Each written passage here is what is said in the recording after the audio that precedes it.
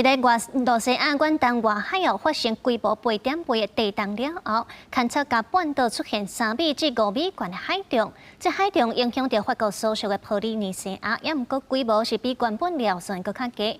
日本和夏威夷的警报嘛都已经降级。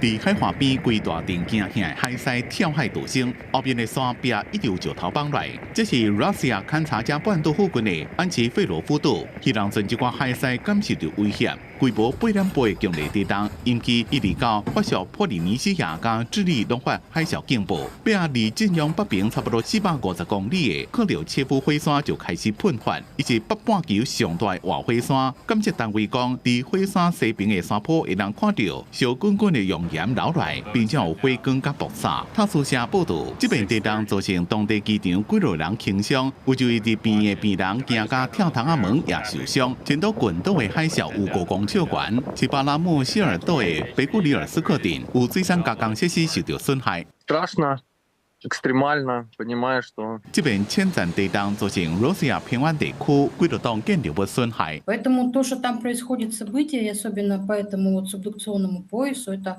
ожидаемо, это понятно, это... 智利甲全国面太平洋这边的沿海地区海啸警报升悬到上悬等级的红色警戒，范围包括6400公里的海岸线。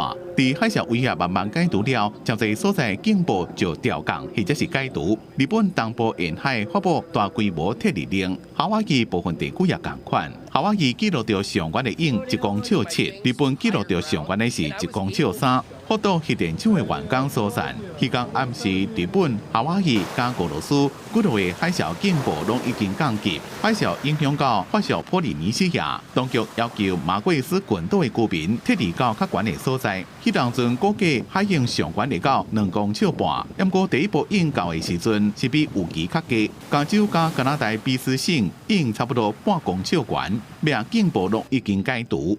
公司新闻黄文玲编写。